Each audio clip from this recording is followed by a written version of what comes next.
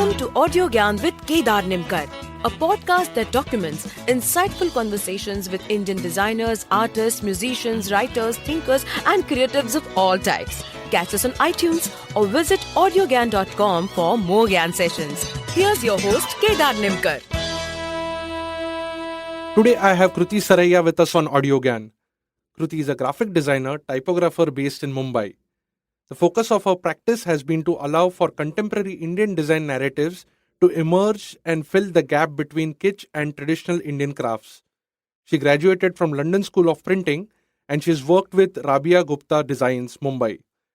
She also taught at Srishti School of Arts, Design and Technology, Indian School of Design and Innovation, and Ecole Intuit for several years.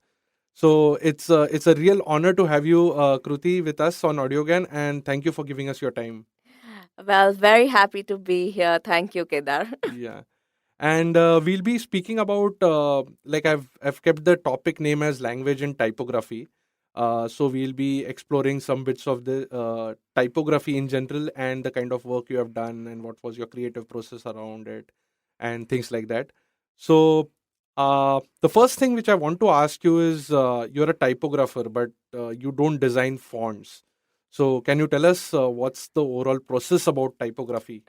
Oh, I love this question. So I actually want to, start off explaining this concept with a quote from Massimo Vignelli, Oh, nice. who actually said that, out of the thousands of fonts that exist, we need only a handful Yeah. and the rest should be trashed. Uh, Yeah. He says it's using a different font is like a criminal act, actually. Yeah, exactly, right? So I actually have my own version of his quote, and I basically, feel that the world has too many fonts Mm-hmm. and not enough people who know how to use them, Mm-hmm. right? And that is the basis of actually like my practice. That typography somehow seems largely synonymous with just type design. Mm-hmm. And like I come from a school where I feel that there's, of course, with great respect to type design and everybody out there who's doing that, but the world of typography is much larger than that. Mm-hmm. And there are various entry points into typography which go just beyond the form of how a letter looks. Mm-hmm. For me, that entry point is actually language. Okay. And when I say language, I mean like words, just how they sound, where they came from, how they are spoken, The the etymology of words. exactly, Yeah. like all of that. And as well as, languages in terms of like, the different languages that people speak. Mm-hmm.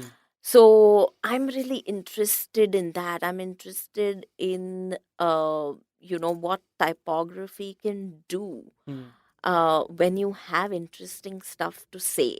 Mm-hmm. So every time I've taught typography, I keep saying that yes, sure, you can make, something look good, but that something needs to be there. Mm-hmm. And that is like you have to have a love for words. You have to be able to think in words to be able to design in words. Mm-hmm.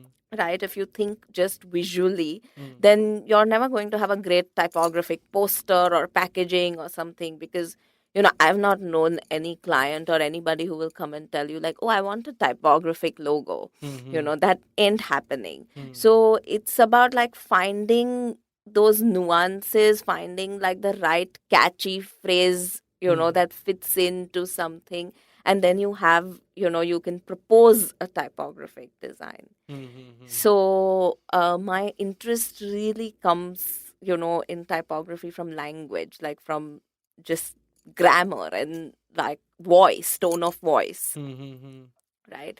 So again, I'm not talking about stuff like that, oh, let's take the word dog and make it look like dog, or let's write happy and make it look happy. Yeah. But I'm actually talking about this tone of voice that just right now, you said yeah and there was a giggle. Mm-hmm. So if I was to transcribe this interview, it would only say yeah, but I need to kind of like hear the giggle behind that. Yeah, like I need to know that it wasn't an angry yeah, or it wasn't a sad like or bored yeah, like that it was an amused yeah. And I feel like that's what typography can do, and that's my interest in typography. Mm-hmm. Oh, yeah, interesting because just day before yesterday, I'm watching this series Abstract on Netflix, Yes. and it has a one of the episodes is on Paul Asher, and even she, but her perspective of looking at type is like she looks at typography everywhere, and then she builds on top of it. So similarly, what do you see when you say that it comes from words, it comes from languages? What is that you observe in your day-to-day life? Everything actually, but more than seeing, Hmm. I think for me it's audio. Mm-hmm. That I listen to people and I listen to them very carefully, and I'm constantly picking up things, whether it's from a movie, whether it's from somebody I met, whether it's a conversation with a taxi driver, Mm-hmm. that kind of stuff. Hmm. For me, like being in a new place where people speak a different language Hmm. is like being in Wonderland, Hmm. because I'm full of questions. I'm full of like, oh, so what is Punjabi for, saying like, how do you say how are you in Punjabi? And the Hmm. moment they will say that, and I'm like, is that formal? Is that informal? Hmm. What happens there? Hmm. So, it for me, like the audio part of like just listening to people finding meanings, like my regular lunch table conversation with my parents Hmm. is full of all that. So I'm Gujarati, Hmm. right? And I will constantly, so if there's a word that I kind of think of, and I suddenly I'll be like, okay, so what's Gujarati for exotic? Hmm. And then apparently it became a whole large family conversation where, and all of them have studied in Gujarati medium, mind you, Okay. where they all had various suggestions of what exotic could possibly mean, Hmm. but nobody really like could come to a consensus. And then they said, exotic is an English phenomena, there is no Hmm. exoticness in Gujarati. Yeah, but there has to be, right? And that brings out the difference in the culture also. Exactly. Yeah, yeah. So for me, that's what I like hear rather than see. Mm-hmm. Interesting way to perceive things actually. That actually reminds me of one more thing also, because I recently interviewed Amrit Gangar, who's a big film critic Right. and a historian, and like he's done a lot of study in films overall. And he mentioned that he was watching a film made by Kumar Shahani Right. and Robert Bresso, who was one of the people who were watching the film. He was actually closing his eyes and taking a beat on the movie. So he said that it's like a temporal medium rather than visual. So it I'm trying to connect the dots here. Yeah, so Yeah. I actually like, contrary to other designers who have like, who take visual inspiration, Hmm. for me that inspiration is audio, but Hmm. the translation, and that's what I think I do really well, that I translate that audio into like visual typography. That, Hmm. and But that's but doesn't it restrict? As in, there are chances of getting repetitive, right? Because or that's what the skill is about, like understanding or deciphering something from the voice. I actually, because the thing is that there are so many aspects to audio, right? So there Hmm. is, of course, the tone of voice, the emotion, all of that. Hmm. There's also just the way things sound, and how they fit next to each other, and then it sort of like all just comes together and makes sense. Hmm. Hmm. And Hmm. then when you realize that poetry and typography, Hmm. so again, like the kind of example that I'd like to give is that I was in Kutch, and I was talking about finding my mojo Hmm. to primarily like Kutchi speaking audience who Hmm. could speak English, Hmm. but and so I was really struggling to explain to them what the word mojo means, Hmm.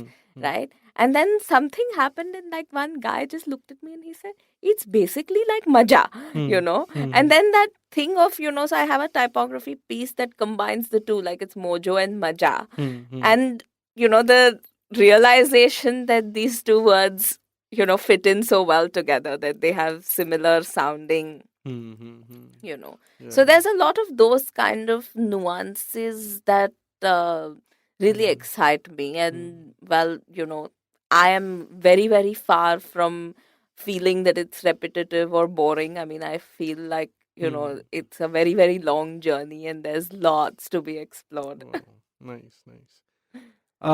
You have mentioned in a couple of interviews also, and this I found in your bio as well, which says the key to change our mindset from an either or to an and. So, can you tell us in what context it was and what makes you say that? So, actually, I'm going to start with, taking you back to when I was a student in London College of Printing.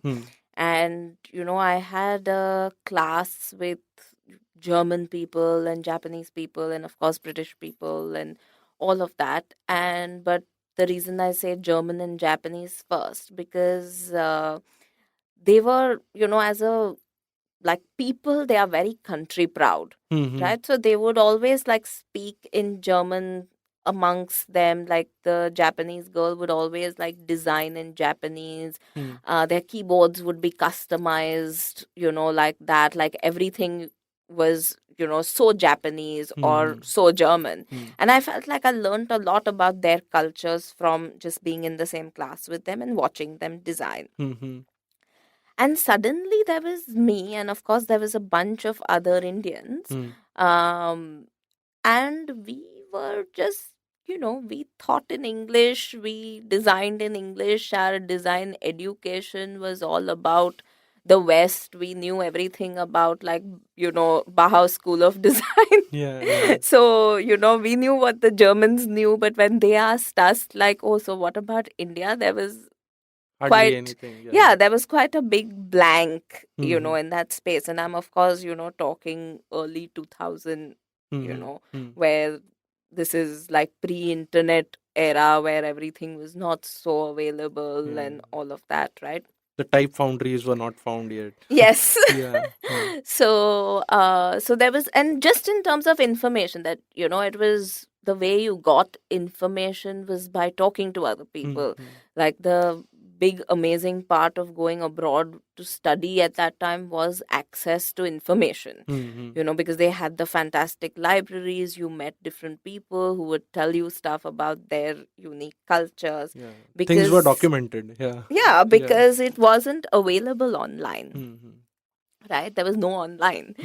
But when I went there, that was the time I suddenly, had to turn around and say, okay, so what about my Indian identity? And, yes, I can go on about Helvetica, but like, what about Indian typography? And as an Indian typographer, what is my voice?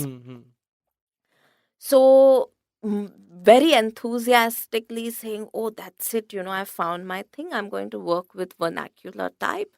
And I chose experimental typography as my specialization. And what I've actually done is, experimental typography with a specialization in non-Latin scripts. Like that's what my final project was all about. And I graduated, everything, I was very well received in London, all of that.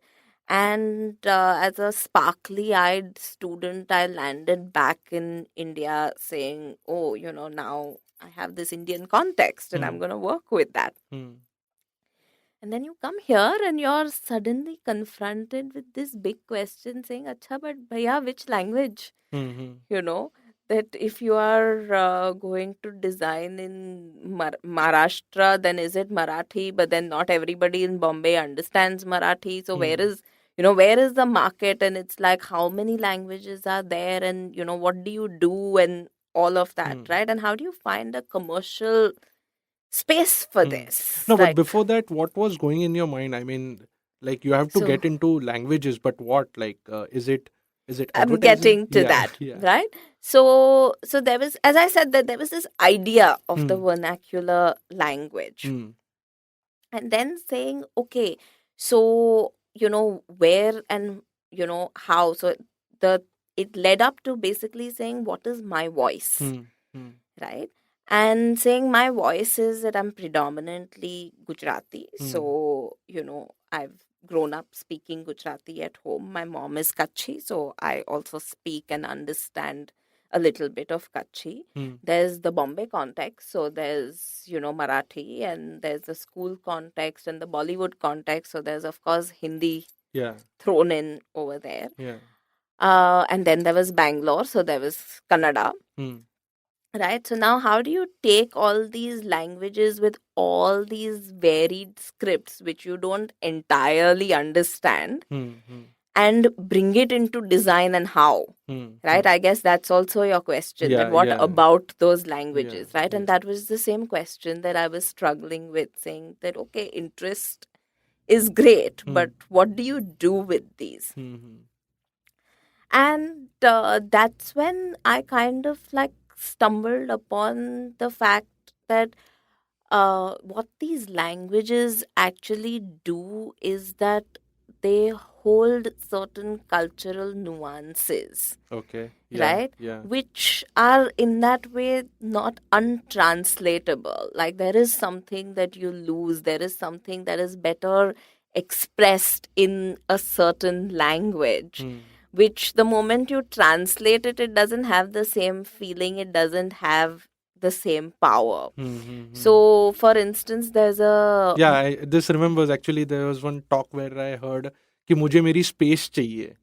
Right? So, this space is itself a very different context which was not present in India. That's why they had to borrow that word. It. Right? And so the thing is that we are all, as a urban Indian generation... with our fancy English education and, a colonial hangover of sorts, saying English is the language of progress, right? Have somewhere lost this thing of our mother tongue, of, what, like we can all barely... we hold on to our languages in a way that, like, yes, I'm sure we can communicate with our parents, but I'm not sure we can teach it to our kids. And the question is, so what if we can't? So what if they are lost?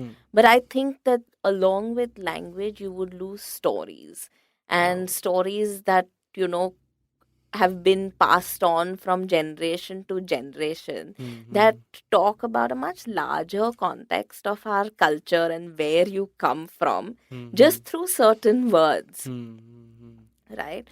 So, for instance, there is a phrase, and this is my most favorite story to tell, that there is a phrase in Gujarati that goes, Bhes bhagode chas chagode.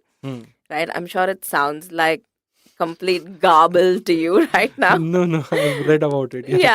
So Bhes bhagode chas chagode very literally translated means like, don't make your buttermilk before you've bought the buffalo. Right? Which is again very, kind of, you can draw a very direct parallel to don't count your chickens before they hatch. Right? Now, the thing is that the moment you say, oh, but it's the same thing, like, so there is a translation.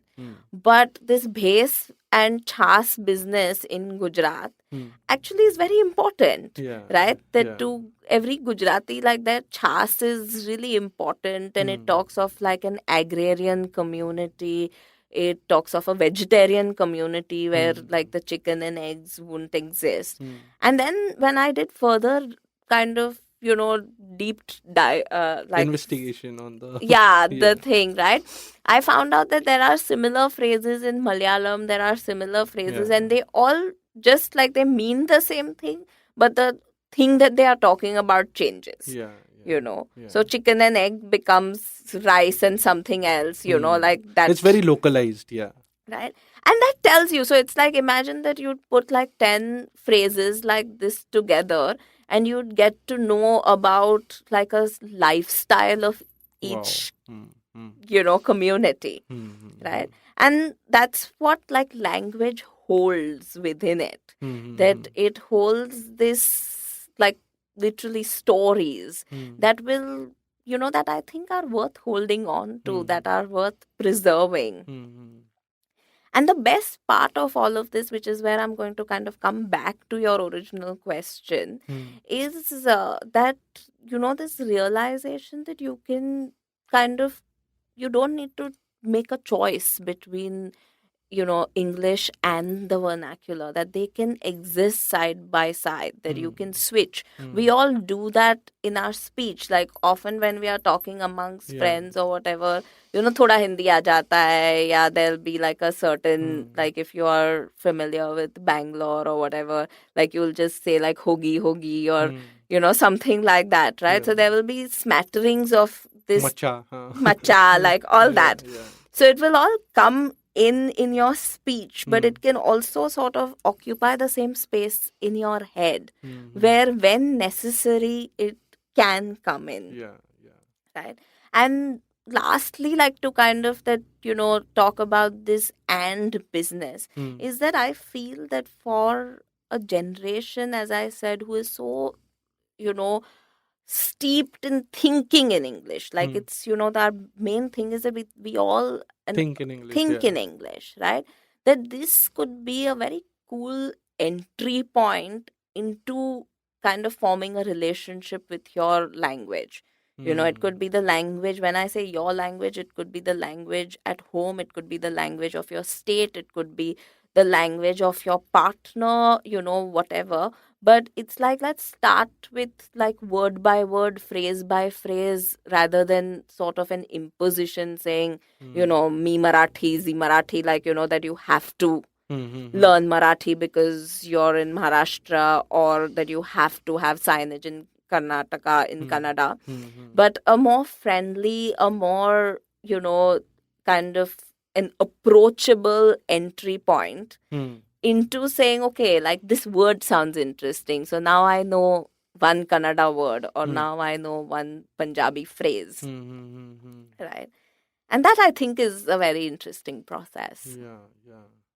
I remember, like, I was planning to name my dog Nalak and something more, because Nalak is like 4 in Kannada, right? Right. And he has 4 legs. So, like, yeah, I mean, I just thought of that, bridging the gap between these two things. Right. Yeah. You have also said, like, language is a roadmap to the culture, Right. a roadmap of the culture. So, can you tell us what makes you say that? And I mean, why do you value so much vernacular? I mean, you briefly touched upon it, but just to elaborate on the same thing, and what's the importance of these languages apart from telling stories? Right. So, I mean, I've heard some of your earlier podcasts with various type designers and everything, right? With all these foundries that we speak about. And everybody is, in a way, moving towards saying, oh, Indian languages, and we are developing typefaces, Yeah. across like multilingual typefaces and all of that. My, kind of question goes one level, prior to that, saying Okay. that's great, that's awesome that you are developing all these typefaces, but who is using them? The reason why it's not even, such a greatly viable field, is because there is not that much demand, right? But it's So increasing. it's increasing, but still by who, right? Because, for instance, if you go to a local newspaper, or, to a kind of small city like DTP operator or whatever, whose primary mode is to design in vernacular languages, right? Somebody who's designing for a Marathi newspaper or magazine or like that, they have tons of fonts available to them. Right? So my local, like, this is how I started my career, where I would go, to a local typesetter, and he would give me a book, and it would have Marathi that looks like, Chinese for your like Chinese stall or whatever. And it's like, it would have Marathi that's like, acha, this is the Impact, this is the Helvetica, this is this. So they would have their own local versions of it, and you sort of like a menu selected from that book, and he would typeset that for you. So the people who are actually using them have enough already. Hmm. This market that we are trying to actually say that there is not enough and there needs to be more and all of that is the market who is actually not using the vernacular so much, Hmm. Hmm. Hmm. right? And so I am coming from a point saying let's create interest in the vernacular. Hmm. Let's kind of, create a space Hmm. whereby as Indians and as Indian designers, especially, Hmm. we have something unique to give to the world which nobody else already has, Hmm. Hmm. Hmm. right? Like Yeah. it's It's literally the like gap. There's a gap. Yeah. more than a gap that it's in this oversaturated design world, Hmm. right, where everything that has to be done with Helvetica has been done 80 times over, Hmm. Hmm. right? What are how do we make our mark as Indian designers? Hmm. Hmm.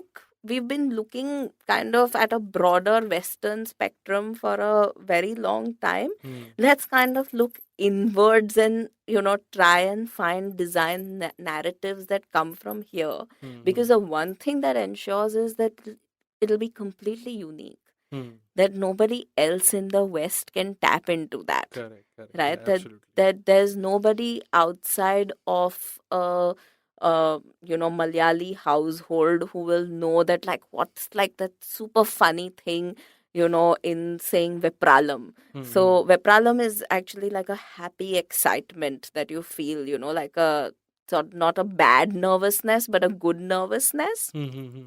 Hmm. So it's like that, and that word exists only in Malayalam, that it's like I'm feeling Vepralam. Hmm. And Okay. Okay. Nice. Hmm. Hmm. Hmm. so it's through our conversation, as you can tell, that it's only like every time I hear something like this, Hmm. I pick it up, Hmm. Hmm. right? Hmm. And I will try and kind of fit it into my design context. And Hmm. now and now hopefully everybody else who's listening will know one Malayalam word Hmm. Hmm. and one Gujarati phrase, Hmm. right? Yeah. And Yeah. then people kind of will pick on to something, Correct. Correct. Correct. right? Apart from that, so all this while I've been talking about the audio part of the Hmm. words, Hmm. there's also like, and what sort of connects it back to typography is the visual part of it, right? Hmm. Our scripts are so incredibly beautiful and Hmm. interesting Yeah. that it feels a pity for them to have to die out. Hmm. Hmm. Hmm. So again, when I was back in college, my thesis was on the extinction of Sanskrit. Hmm. And when I Hmm. say extinction, I don't mean like a literal extinction, Hmm. but apart from a few pundits and a few scholars or whatever, Sanskrit is no longer used, Yeah. Yeah. right? It's not being used in the mainstream, definitely. Yeah, and when you look at, old texts, when you look at how Sanskrit was written and what all it has led to, like including German has a Hmm. connection, like, there are so many languages where the root is actually Sanskrit, Yeah. Yeah. that it feels like, wow, that was something really rich which we have let go of, Hmm. Hmm. Hmm. both in terms of meaning as well as visually. Hmm. Hmm. Hmm. That the Sanskrit is a lot like Hindi, but if you've ever seen Sanskrit text, it's a ligature heaven, Yeah. Yeah. that Yeah. it's just like everything's connected in like double deckers and triple deckers and all of that. Yeah. Yeah. So I just feel that as scripts Yeah. also, they have to really, really, there's a wonderful visual repertoire, and that has been like not even tip of the iceberg explored. Hmm. Hmm. Hmm. So there's a whole world waiting out there to kind of typography design with Hmm. Indian scripts. Hmm. Yeah, and again, going back to Sanskrit, or for that matter, any of the other Indian languages which are on the verge of extinction or not being used in the mainstream, I think that demands like 2, 3 another audio GAN sessions maybe, because it's quite intense. Absolutely. Um, so, Kruti, I would like to slightly change track here and ask you about like the Dharavi Design Museum project which you worked on, and last couple of few questions I have, and then yeah. So, can you tell us about the Dharavi That logo which is there right now on Yes. that website, is it designed by you? Yes. Wow, it's very beautiful. I really loved it. It has like a Devanagari and English. So Right. yeah, can you tell us about something about the Dharavi Design Museum project? Yeah. So, this also kind of opens up a larger question that I often get asked, saying, okay, typography and all very nice, Hmm. but, what else? Hmm. Because, typography alone, like how much Hmm. can you? Now, as a designer, and, again, I would quote like Massimo over here, saying that if you can do one thing, you can do everything. Hmm. That I don't think a designer's mind is limited to just kind of one area of specialization. It might be your kind of passion or your favored biased child, Hmm. but there's always so many other opportunities Yeah, that's waiting for you to happen. correct. And like that, I had this chance to work with these two you know artists from Amsterdam. Hmm. And it's again, this is, look at how ironic it is that it takes somebody from outside to come in to show you your neighborhood. Hmm. Hmm. So it was their project to, start this design museum in Dharavi. Hmm. And I spent a year, so they were here for a month, but I spent the whole year then on ground at Dharavi seeing this project, taking it forward. Hmm. Hmm. The basic idea was that it was a museum for the people of Dharavi. Hmm. So by the people, for the people kind of an idea. Hmm. And there were design conversations, where we sat on ground with them Hmm. to say that, look, forget about, demand and, like dhanda and paisa banane ka hai. Hmm. But if you were given a free rein, what would you actually design? Hmm. Hmm. And this was across potters and broom makers and the recycling guys and weavers and Wow. leather makers and Hmm. all of that. So Hmm. we went into each community, met like a whole bunch of makers, Hmm. and then sat with them at an equal level, like designer to designer, and said, like, literally, like, we are just giving you space. Like, yes, we are the client, Hmm. but we are the client who's saying, like, we don't have a brief, like, you do what you want to do, Hmm. Hmm. right? So, and then we took those products that they made, whether it was the potters or whatever, outside the pottery area in Dharavi. So Dharavi is really like large, right? Hmm. And what is surprising is that it has so many kind of separate sectors Hmm. that people don't know what's really going on from one sector to another. Oh, is it? So we Okay. took the pottery exhibition into, like, the camp area, Hmm. where there was actually so much excitement because they had never seen it, right? They don't have the luxury to wander around in other parts, peek into other people's houses. Hmm. And also feel proud because it come from the same society. But And it, of course, it comes from the same society, but it was more the wonder, saying, oh, this was happening like so close to us, but we didn't know it. Right? And this is so there was so much excitement, there was so much ownership, like you said. And this whole idea, so there was, the main thing was kids. And somebody once asked me, I think it was um I can't remember who it was, but they basically said, so what's the point of this? So they've seen it and, they are excited about it or whatever. But what's the point of what you're utility doing? of the, yeah. Right? And my thing was that, through the 1 year that I worked there were kids who would like come and look at things and say, Didi, kya kar rahe ho? And all of that. And then suddenly it became this, that I would, take time and explain to a bunch of kids. And then they would be explaining to each other, So there was this conversation I overheard between two kids. And, one of them is saying, but what is this? It's a cart. Like, what is this? What does a museum mean? So this kid is saying that essentially it's a magic show without the tricks. Wow.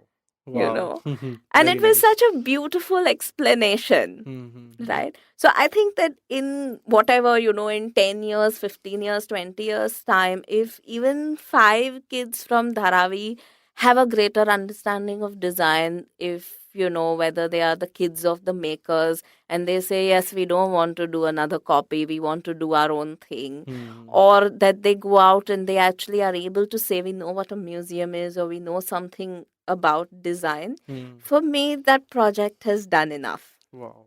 Beautiful, beautiful.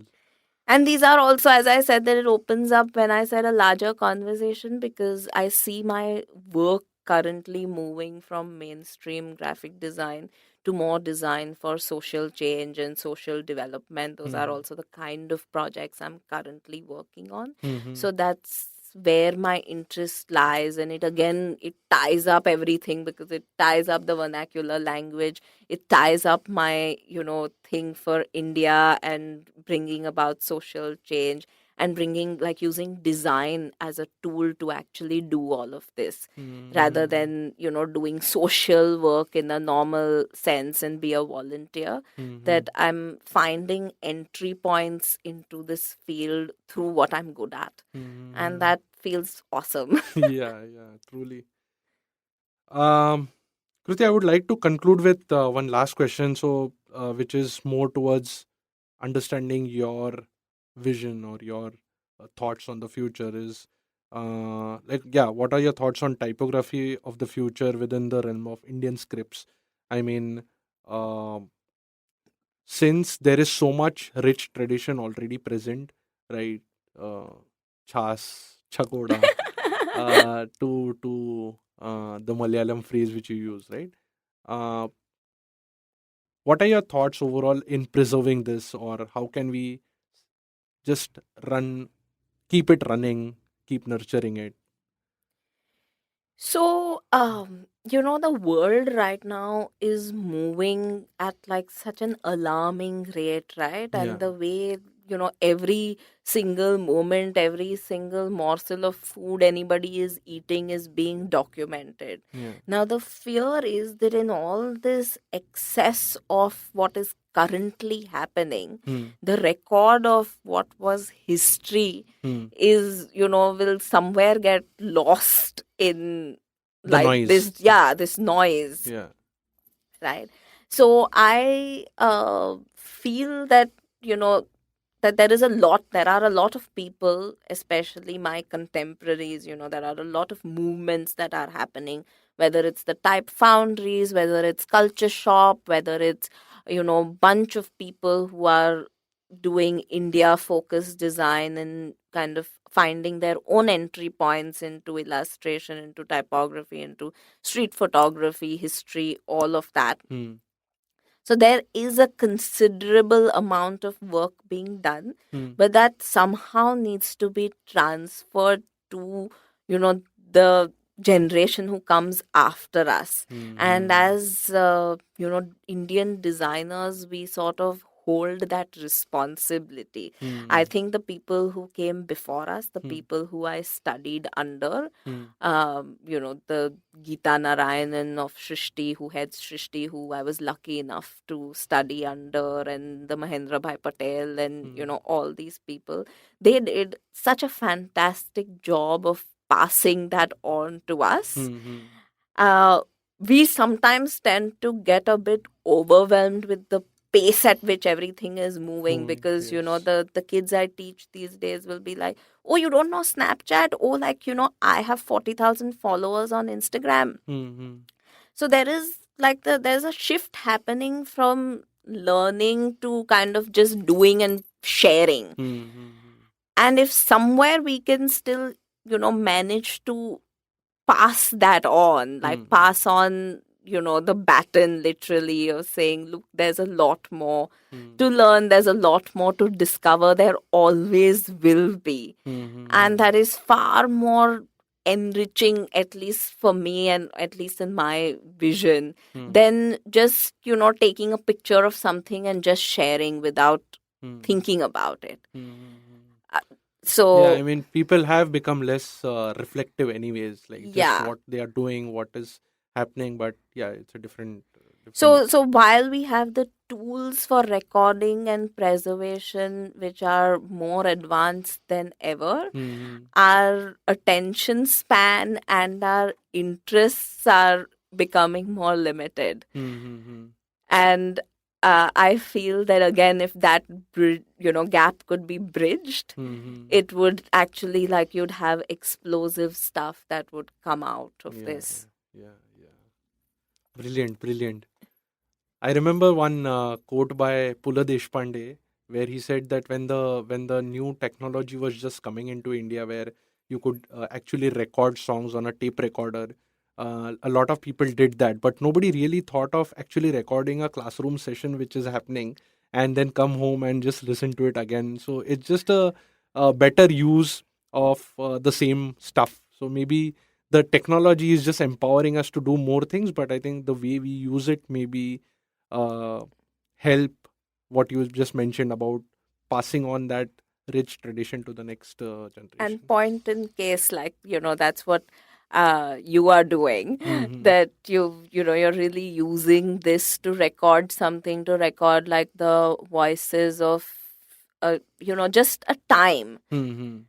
Right? Yeah, so yeah. it's literally that I can plug into this even 5 years from now and get a sense of, what was the thinking pattern at that time across filmmakers, across designers, across, musicians, artists, whatever, right? Yeah. And just get a sense of history through that. Yeah. But it's like the fact that we have the luxury of recording history as it happens versus some historian, who had to like sit and kind of piece together things is fantastic. So I really think what, you're doing is just great. And, thank you for like really giving this to all of us. Thank you. Cool. I think this is a good note to end this. I understand there are a lot of things to be discussed, but cool. All right. Thank you for giving us your time again. And it was lovely talking to you. Likewise. Okay. Thank you. That's it. And that's it from today's Gyan session. Catch us on iTunes, Savan, Stitcher, or any podcasting app you use. Do rate us on iTunes and follow us on Twitter, Facebook, and Instagram. Stay tuned for more Gyan on audiogyan.com. Till then, bye.